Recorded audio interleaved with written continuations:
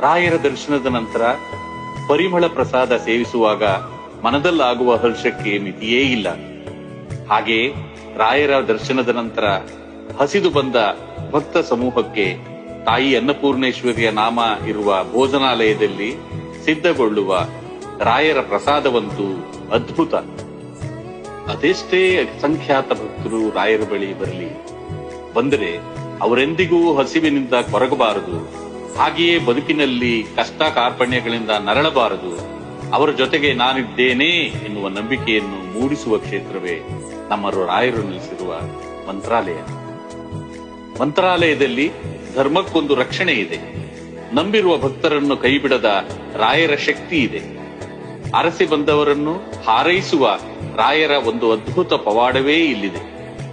ರಾಯ ರಾಯ ಎನ್ನುವ ಅಸಂಖ್ಯಾತ ಜೀವಗಳಿಗೆ ಧೈರ್ಯ ತುಂಬುವ ಶಕ್ತಿಯು